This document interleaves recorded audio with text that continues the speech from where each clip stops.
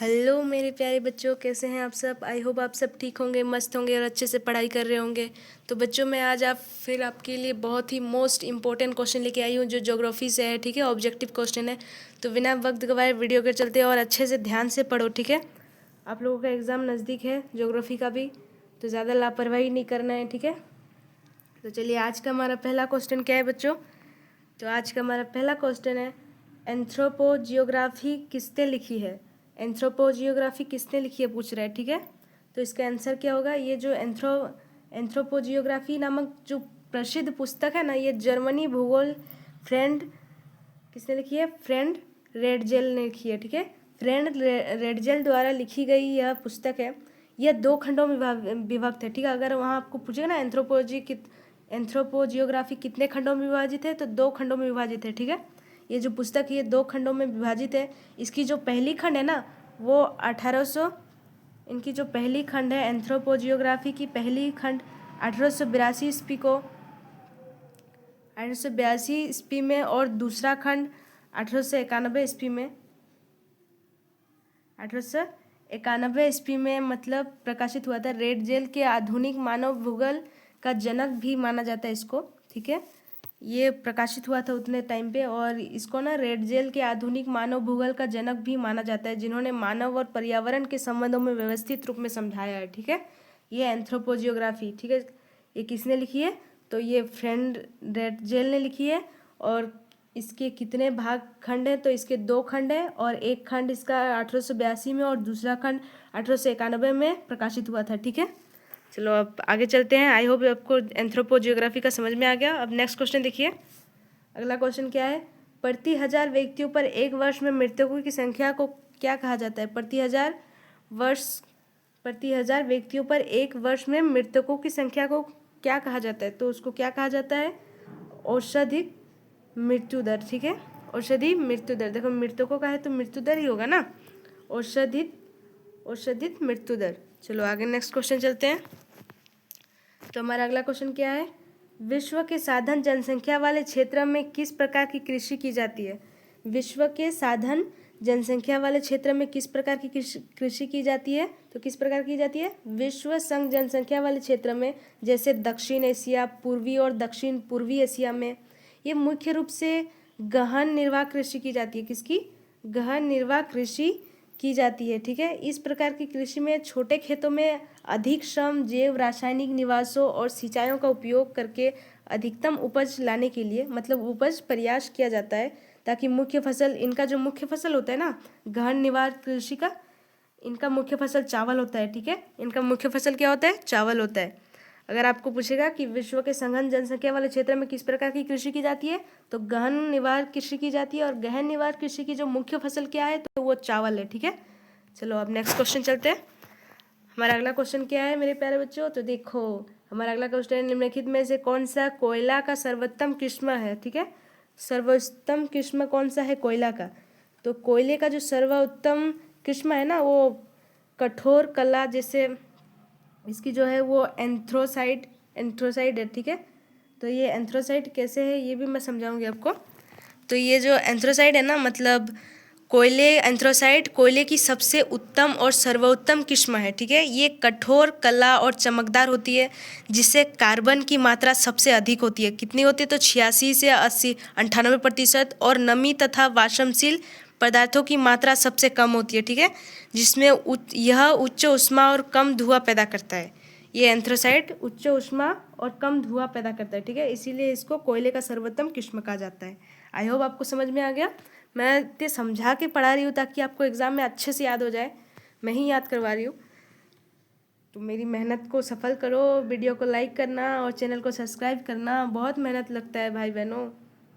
और आप लोग बोलते हो ना मैम फेस रिवील करो अपना, तो मैंने क्या करूँ, फेस तो रिवील मैं भी करना चाहती हूँ, पर मैंने कुछ कस्में खाई रखी है।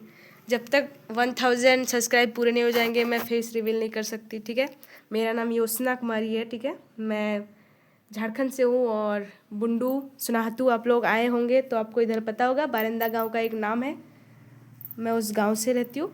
ठीक है, चलो आगे चलते हैं। चलिए नेक्स्ट क्वेश्चन देखिए। अगला क्वेश्चन क्या है, देखिए परंपरावास घास की मैदान पाए जाते हैं। परंपरावास घास की मैदान पाए जाते हैं, तो ये कहाँ पाए जाते हैं? ये दक्षिण अमेरिका में पाए जाते हैं। ठीक है, कहाँ पाए जाते हैं? दक्षिण अमेरिका में पाए जाते हैं। क्योंकि पता है परंपरास घास मतलब पंपास घास, ये जो पंपास घास होते हैं ना, पंपास घास के मैदान मुख्य रूप से दक्षिण अमेरिका में, विशेष रूप से अर्जेंटीना, उरुग्वे और ब्राज़ील जैसे रियो ग्रांडे और सूल के कुछ हिस्सों में पाए जाते हैं। मतलब ये समशीतोष्ण घास के मैदान हैं जो अपनी अत्यंत उपजाऊ मिट्टी के लिए प्रसिद्ध है और पशुपालन और गेहूं मक्का की खेती प्रमुख है। ठीक है, इनकी जो प्रमुख की खेती है ना, वो पशुपालन और गेहूं मक्का की खेती इनकी प्रमुख है। ठीक है, चलिए अब नेक्स्ट क्वेश्चन चलते हैं। हमारा अगला क्वेश्चन क्या है? तुम्हारा अगला क्वेश्चन है विनिर्माण की सबसे छोटी इकाई क्या है? विनिर्माण की सबसे छोटी इकाई क्या है? तो इसकी जो सबसे छोटी इकाई है ना, विनिर्माण की सबसे छोटी इकाई, ये कुटीर पैमाने का उद्योग है। कौन सा है? कुटीर पैमाने का उद्योग। ठीक है, चलो अब नेक्स्ट क्वेश्चन चलते हैं। हमारा नेक्स्ट क्वेश्चन क्या है? वे क्रियाकलाप जिनमें तैयार वस्तुओं का उत्पादन व निर्माण नहीं होता है। ठीक है, वो क्रियाकलाप जिसमें तैयार वस्तुओं का उत्पादन व निर्माण नहीं होता है, तो किसमें नहीं होता है? ये इसका आंसर होगा, देखिए इसका आंसर क्या होगा? ये जो क्रियाकलाप है ना, जिनमें तैयार वस्तुओं की प्रत्यक्ष उत्पादन या भौतिक निर्माण नहीं होता है, जैसे तीर्थ क्रियाकलाप या सर्वक्षेत्र कहलाते हैं ये। ठीक है, तीर्थ क्रियाकलाप कहलाता है या सर्वक्षेत्र क्रियाकलाप कहलाता है। ये आंसर होगा तीर्थ क्रियाकलाप। ठीक है, चलो अब नेक्स्ट क्वेश्चन चलते हैं। हमारा अगला क्वेश्चन क्या है? तो हमारा अगला क्वेश्चन है पर्यटन उदाहरण है। पर्यटन किसका उदाहरण है? बताओ, पर्यटन उदाहरण किसका है? तो ये आपका तीर्थ क्रियाकलाप का उदाहरण है। ठीक है, किसका उदाहरण है? तो तीर्थ क्रियाकलाप का उदाहरण है। चलो अब नेक्स्ट क्वेश्चन चलिए। ये बहुत ही मोस्ट इम्पोर्टेंट क्वेश्चन है। राष्ट्रीय राजमार्ग 44 जोड़ता है, यानी मतलब NH44 किसको जोड़ता है? ठीक है, तो ये जो राष्ट्रीय NH44 जो भारत की सबसे लंबा राष्ट्रीय राजमार्ग है। ठीक है, ये जो भारत का सबसे लंबा राष्ट्रमार्ग है, कितना है पता है? इसकी लगभग 3745 किमी है। ठीक है, ये उत्तर में श्रीनगर यानी जम्मू कश्मीर को और दक्षिण में कन्याकुमारी यानी तमिलनाडु से जोड़ता है। ठीक है, तमिलनाडु को ये जोड़ता है। यह उत्तर दक्षिण गैलेरिया का हिस्सा है जो भारत के 11 राज्य और कई प्रमुख शहर जैसे दिल्ली, आगरा, हैदराबाद और बेंगलुरु से होकर गुजरता है। ठीक है, NH44। तो ये मैंने अभी बताया किसको किसको जोड़ता है, तो ये श्रीनगर से कन्याकुमारी को। ठीक है, श्रीनगर से कन्याकुमारी को। इतने अच्छे से समझा के पढ़ा रही हूँ, फिर भी अगर नहीं लिख पाओगे तो मैं क्या कर सकती हूँ। चलो नेक्स्ट क्वेश्चन देखिए, ये भी बहुत मोस्ट इंपॉर्टेंट क्वेश्चन है। सवेज नहर जोड़ता है।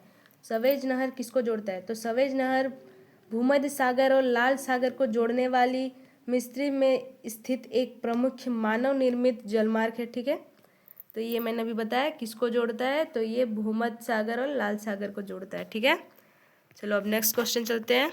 देखो ये भी बहुत मोस्ट इम्पोर्टेंट क्वेश्चन है। ये भी मैं सारे ही इम्पोर्टेंट क्वेश्चन लेके आई हूँ। ठीक है, किस वर्ष भारत को इंटरनेट की सुविधा प्राप्त हुई थी?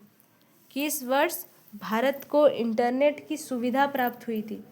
तो किस वर्ष हुई थी मेरे प्यारे बच्चों? तो यहाँ पे देखिए 1998 दिया हुआ है। ठीक है, मतलब आंसर में, जो कि गलत है। 1998 नहीं होगा क्योंकि मैंने इसकी पढ़ाई करी है और मुझे पता है ये 1998 नहीं 1995 होगा इसका मतलब आंसर। क्योंकि देखिए भारत में आम जनता के लिए इंटरनेट की सुविधा 15 अगस्त 1995 को आई थी। ये हम सब जानते हैं। कब आई थी? तो ये 15 अगस्त 1945 को, मतलब 1995 को, सॉरी 45 बोल रहे हैं हम भी, 15 अगस्त 1995 को शुरू की गई थी। इसमें सार्वजनिक क्षेत्र की कंपनी विदेश संचार निगम लिमिटेड द्वारा अधिकारित मतलब तौर पर लॉन्च किया गया था। हालांकि भारत में जो शिक्षक लोग, अनुसंधान स्थायी के लोग, जो इंटरनेट की शुरुआत थी ना पहले, जिनके लिए जो शिक्षक लोग थे उनके लिए पहले ही आ चुकी थी और वो 1986 में हो गई थी। ठीक है, लेकिन यहाँ आम जनता पूछ रहे ना, यहाँ इंटरनेट की सुविधा प्राप्त हुई थी। किस वर्ष भारत को इंटरनेट की सुविधा प्राप्त हुई थी? तो 1995 को प्राप्त हुई थी। ठीक है, यहाँ बिल्कुल भी 1900 घबराना मत, इसको 1995 को देना, ठीक है। 15 अगस्त 1995 को शुरू की गई थी। इसमें सार्वजनिक क्षेत्र की कंपनी विदेश संचार निगम लिमिटेड द्वारा आधिकारिक तौर पर लॉन्च किया गया था, ठीक है। हालांकि भारत में शैक्षिक और अनुसंधान स्थायी के लिए इंटरनेट की शुरुआत उपयोग 1986 में हो गई थी, ठीक है। लेकिन अभी किस वर्ष भारत में इंटरनेट की सुविधा हुई थी? तो 1995, 15 अगस्त 1995, बिल्कुल मत भूलना, इतनी बार बोल रही हूँ, ठीक है। चलिए अब नेक्स्ट क्वेश्चन देखिए क्या है।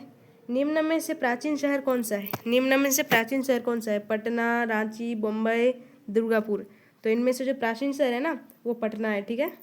कौन सा है? पटना है। इनमें जो प्राचीन शहर है वो पटना है, क्योंकि पटना सबसे प्राचीन शहर है। ये मगध साम्राज्य की राजधानी और 6000 ईसा पूर्व में लगभग ज्ञान और कला का प्रमुख केंद्र रहा है। पटना का इतिहास मौर्य और गुप्त वंश से जुड़ा हुआ है, जबकि अन्य शहर आधुनिक या बाद में विकसित हुए, ठीक है।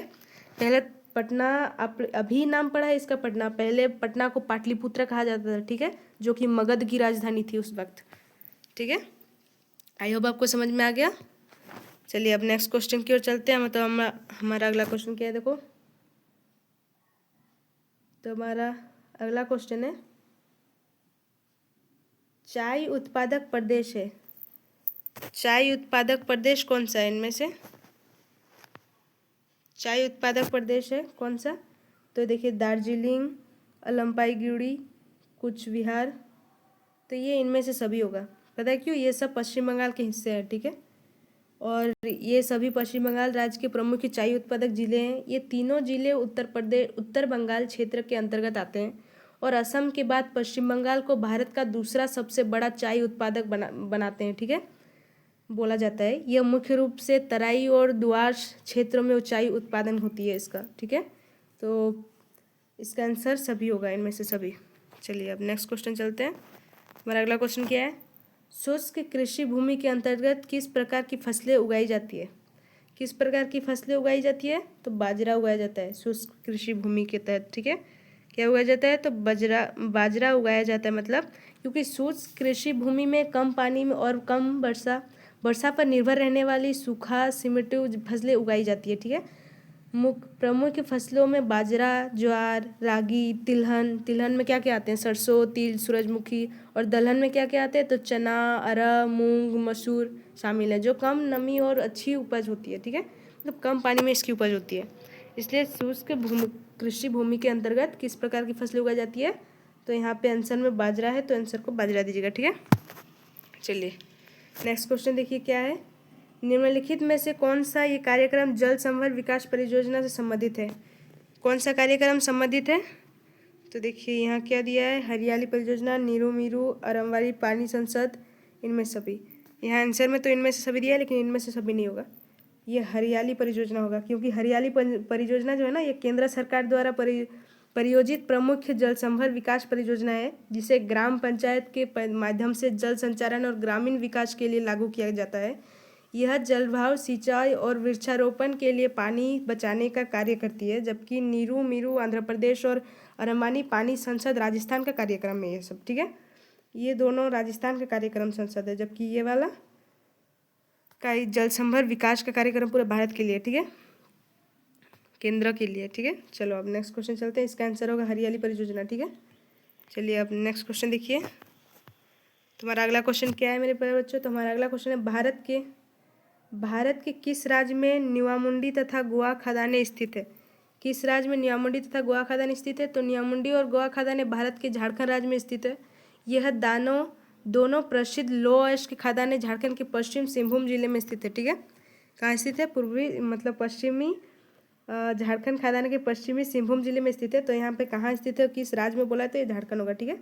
और झारखंड के अंदर कहाँ है? तो सिंहभूम जिले में है, ठीक है, सिंहभूम जिले के अंदर है। भारत में कहाँ है? तो झारखंड में। और झारखंड में कहाँ है? तो सिंहभूम जिले में है, ठीक है। चलो अब नेक्स्ट क्वेश्चन चलते हैं। तुम्हारा अगला क्वेश्चन क्या है? तो हमारा अगला क्वेश्चन है, हजीरा विजयपुर जगदीशपुर संबंधित है। हजीरा विजयपुर जगदीशपुर किससे संबंधित? तो ये गैस पाइपलाइन से संबंधित है, ठीक है, क्योंकि हजारी विजयपुर जगदीशपुर पाइपलाइन भारत की पहली अंतर्राष्ट्रीय प्राकृतिक गैस पाइपलाइन से संबंधित है। गेल यानी इंडिया लिमिटेड द्वारा संचालित यह संचालित 1750 की किमी, मतलब 1750 किमी से अधिक लंबी, यानी कुल इसकी है 3474 किमी ग्रिड परियोजना गुजरात के हजीरी के मध्य प्रदेश के विजयपुर और उत्तर प्रदेश के जगदीशपुर से जोड़कर मुख्य रूप से उर्वरक संयंत्र और उद्योग गैस प्रदान करता है ये। ठीक है, ये जो विजयपुर जगदीशपुर संबंधित है इसलिए। तो हिजरा विजयपुर जगदीशपुर किससे संबंधित है? तो गैस पाइपलाइन से संबंधित है। ठीक है, चलिए अब नेक्स्ट क्वेश्चन की ओर चलते हैं।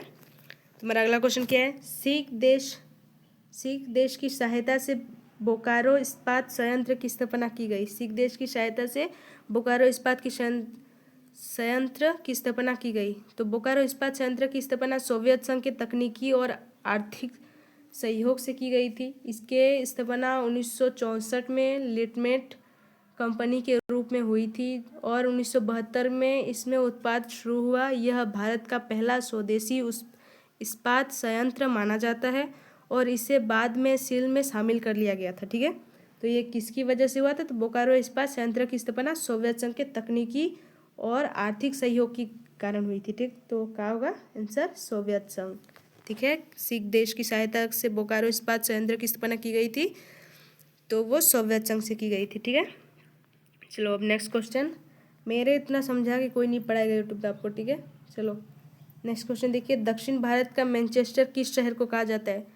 तो दक्षिण भारत का जो मैनचेस्टर है ना, ये तमिलनाडु के कोयम्बटूर शहर को कहा जाता है। यह शहर राज्य का तीसरा सबसे बड़ा शहर है और अपने व्यापक वस्त्र उद्योग, कपास उत्पादन और कई कपड़ा मिलों के कारण यह प्रसिद्ध है। यह भारत में कपास उत्पादन का एक प्रमुख केंद्र है, जिसे अक्सर दक्षिण भारत का वस्त्र राजधानी भी कहा जाता है। ठीक है, इतना काफ़ी है। तो बताओ, तमिलनाडु का कोयम्बटूर, ये तो कोयम्बटूर है, ये तमिलनाडु के अंदर है। ठीक है, चलो अब नेक्स्ट क्वेश्चन देखिए। अगला क्वेश्चन क्या है? पर्वतीय क्षेत्रों में किस प्रकार की अधिवास पाए जाते हैं? तो पर्वतीय क्षेत्र में किस प्रकार के अधिवास पाए जाते हैं? तो ये सीढ़ीदार पाए जाते हैं। ठीक है, सीढ़ीदार पाए जाते हैं। चलो नेक्स्ट क्वेश्चन देखिए। भारत में कितने राज्य हैं? तो आप सब जानते हैं, मुझे नहीं लगता ये कोई नहीं जानता होगा, ये तो सबको पता है। भारत में 28 राज्य हैं और 8 केंद्र शासित प्रदेश है। ठीक है, केंद्र शासित प्रदेश कितने हैं? तो 8 है और राज्य कितने हैं? तो 28 है। चलो नेक्स्ट क्वेश्चन चलते हैं। 21 के बाद 22। तो क्या है? विभिन्न आयु समूह में लोगों की संख्या को कहा जाता है। विभिन्न आयु समूह में लोगों की संख्या को क्या कहा जाता है? ठीक है, तो ये आयु अनुपात कहा जाता है। ठीक है, आयु अनुपात। चलिए अब नेक्स्ट क्वेश्चन चलते हैं। ओपेक का मुख्यालय है। ओपेक का मुख्यालय कहाँ है? तो ओपेक का जो मुख्यालय है, यानी पेट्रोलियम निर्यात देशों का संगठन, ओपेक को कहा जाता है। ठीक है, इसका जो मुख्यालय व्यान ऑस्ट्रिया में स्थित है। ये 1 सितंबर 1965 को इसका मुख्यालय जेनेवा यानी स्विट्जरलैंड से हटा दिया और व्यान में स्थापित किया गया। ठीक है, तो ये क्या है, कहाँ है अभी? ये व्यान में है। ठीक है, पहले जेनेवा में था, अभी व्यान में है। चलो, ओपेक पहले जेनेवा में था बट अभी व्यान में है, तो आंसर व्यान होगा। चलिए नेक्स्ट क्वेश्चन देखिए। गैर परंपरागत ऊर्जा स्रोत का उदाहरण है। तो गैर परंपरागत ऊर्जा का उदाहरण कौन कौन सा है? सौर ऊर्जा ये भी है, पवन ऊर्जा ये है, जैव ऊर्जा ये भी है। तो क्या होगा? इनमें से सभी। ठीक है, इनमें से सभी। चलिए ये नेक्स्ट क्वेश्चन है और आज का हमारा लास्ट क्वेश्चन है। अगर आपको वीडियो अच्छा लगा तो वीडियो को लाइक करना, चैनल को सब्सक्राइब करना। ठीक है, बता अब अच्छे से एग्ज़ाम लिखना और वीडियो आएंगे उसको भी पढ़ना। और अगर आप लोग कुछ नहीं पढ़े फिर भी अगर आप लोग मेरा वीडियो पढ़ोगे तो 12 मार्क उठा ही लोगे, इसकी पूरी गारंटी दूंगी मैं आपको। ठीक है, चलिए हमारा लास्ट क्वेश्चन क्या है? ध्वनि प्रदूषण का प्रमुख स्रोत क्या है? ध्वनि प्रदूषण का प्रमुख स्रोत मोटर वाहन, ये भी है। देखिए बाइक से बहुत आवाज़ आती है, गाड़ी से, तो ये मोटर वाहन ध्वनि का प्रदूषण हो रहा है। उद्योग, फैक्ट्रियों, यानी उद्योग का मतलब फैक्ट्री, ये भी है। लाउड स्पीकर, ये भी है आवाज़, इन तीनों से ही आवाज़ आती है। तो क्या होगा? इनमें से सभी। ध्वनि प्रदूषण का कारण इनमें से सभी है। ठीक है, चलिए आई होप आपको आज का वीडियो अच्छा लगा हो। अब नेक्स्ट वीडियो में मिलते हैं। Okay, tata, bye bye.